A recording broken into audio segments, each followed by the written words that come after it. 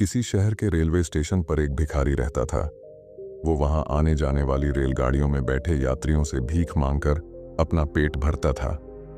एक दिन जब वह भीख मांग रहा था तो सूट बूट पहने एक लंबा सा व्यक्ति उसे दिखा।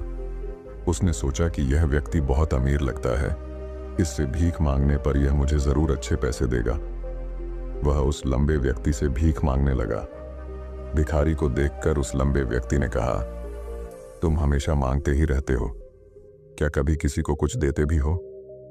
भिखारी बोला, साहब मैं तो भिखारी हूं, हमेशा लोगों से मांगता ही रहता हूं। मेरी इतनी औकात कहां कि किसी को कुछ दे सकूं। लंबा व्यक्ति बोला, जब किसी को कुछ दे नहीं सकते तो तुम्हें मांगने का भी कोई हक नहीं है। मैं एक व्यापारी हूं और लेन देन में ही विश्वास करता हूं। अगर तुम्हारे पास मुझे कुछ देने को हो तभी मैं तुम्हें बदले में कुछ दे सकता हूं। इतना कहने के बाद वह लंबा आदमी ट्रेन में बैठकर चला गया। इधर भिखारी उसकी कही गई बात के बारे में सोचने लगा। उस लंबे व्यक्ति के द्वारा कही गई बात उस भिखारी के दिल में उतर गई। वह सोचने लगा कि शायद मुझे भीख में अधिक पैसा इसीलिए नहीं मिलता क्योंकि मैं उसके बदले में किसी को कुछ दे नहीं पाता हूं। लेकिन मैं तो भिखारी हूं, किसी को कुछ देने लायक भी नहीं हूं। लेकिन कब तक मैं लोगों को बिना कुछ दिए केवल मांगता ही रहूंगा? बहुत सोचने के बाद उस भिखारी ने निर्णय किया कि जो भी व्यक्ति उसे भीख देगा उसके बदले में वह भी उस व्यक्ति को कुछ जरूर देगा।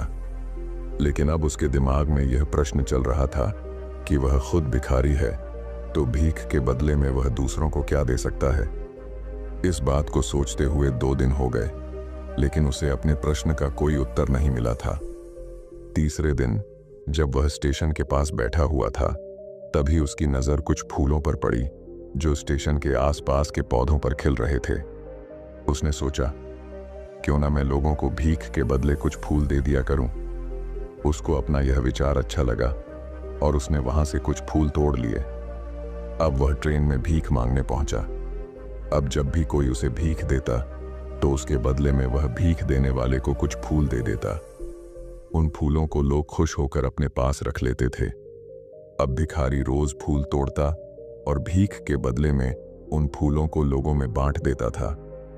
कुछ ही दिनों में उसने महसूस किया कि अब उसे बहुत अधिक लोग भीख देने लगे हैं। वह स्टेशन के पास के सभी फूलों को तोड़ लाता था। जब तक उसके पास फूल रहते थे तब तक उसे बहुत से लोग भीख देते थे, लेकिन जब फूल बांटते बांटते खत्म हो जाते तो उसे भीख भी नहीं मिलती थी। अब रोज ऐसा ही चलता रहा। एक दिन जब वह भीख मांग रहा था तो उसने देखा कि वही लंबा व्यक्ति ट्रेन में बैठा है जिसकी वजह से उसे भीख के बदले फूल देने की प्रेरणा मिली थी। वह तुरंत उस व्यक्ति के पास पहुंच गया और भीख मांगते हुए बोला, आज मेरे पास आपको देने के लिए कुछ फूल हैं।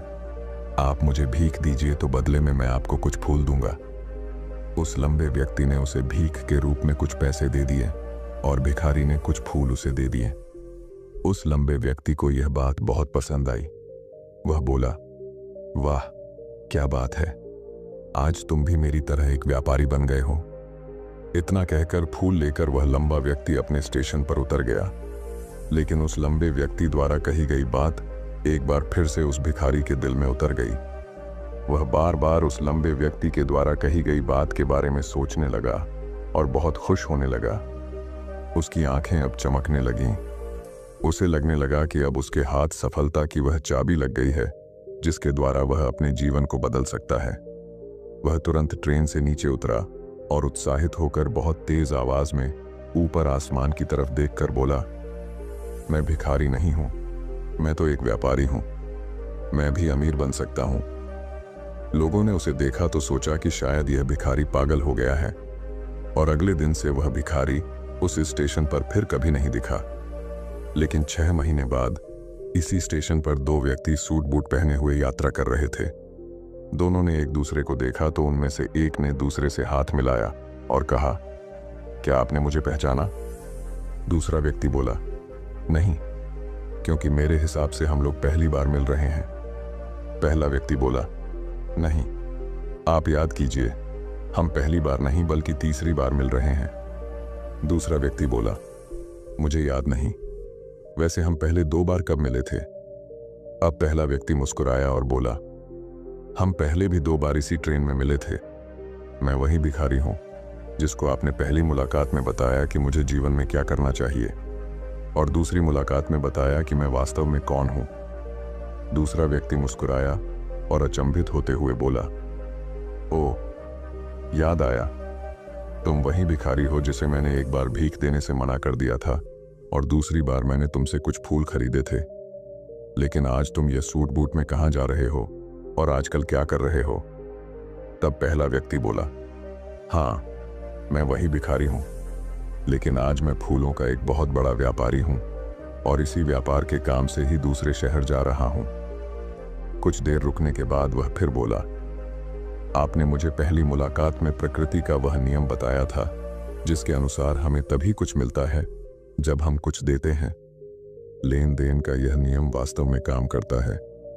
मैंने यह बहुत अच्छी तरह महसूस किया है, लेकिन मैं खुद को हमेशा भिखारी ही समझता रहा। इससे ऊपर उठकर मैंने कभी सोचा ही नहीं। और जब आपसे मेरी दूसरी मुलाकात हुई तब आपने मुझे बताया कि मैं एक व्यापारी बन चुका हूं। अब मैं समझ चुका था कि मैं वास्तव में एक भिखारी नहीं बल्कि व्यापारी बन चुका हूं। मैंने समझ लिया था कि लोग मुझे इतनी भीख क्यों दे रहे हैं, क्योंकि वह मुझे भीख नहीं दे रहे थे बल्कि उन फूलों का मूल्य चुका रहे थे। सभी लोग मेरे फूल खरीद रहे थे क्योंकि इससे सस्ते फूल उन्हें कहाँ मिलते। मैं लोगों की नज़रों में एक छोटा व्यापारी था, लेकिन मैं अपनी नज़रों में एक भिखारी ही था। आपके बताने पर मुझे समझ आ गया कि मैं एक छोटा व्यापारी हूँ। मैंने ट्रेन में फूल बांटने से जो पैसे इकट्ठे किए थे उनसे बहुत से फूल खरीदे और फूलों का व्यापारी बन गया।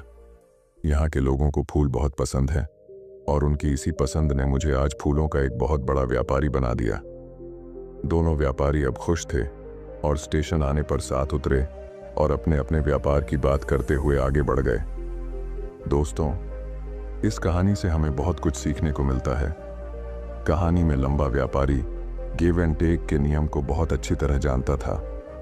दुनिया के सभी बड़े व्यापारी इसी जीवन के नियम का उपयोग करके सफल हुए हैं। इस फॉर्मूले को उसने भिखारी को भी बताया। भिखारी ने इस प्राकृतिक नियम को अपना लिया और इसका असर उसके जीवन में साफ दिखाई देने लगा। उसने अपनी सोच बदली और उसकी जिंदगी बदल गई। यह कहानी हमें बताती है कि हम यदि अपनी सोच बदल लें तो कुछ भी हासिल किया जा सकता है। यदि हम खुद को छोटा समझते रहेंगे तो हम हमेशा छोटे ही बने रहेंगे। बड़ा बनने के लिए हमें अपनी सोच को बदलना होगा और खुद के बारे में बड़ा सोचना होगा। कहानी का सार यह है कि सफलता आपकी सोच में छुपी होती है। खुद का आत्मसम्मान जगाइए, अपनी सोच को बड़ा बनाइए और देखिए कैसे आप सफलता के शिखर पर पहुंच जाते हैं।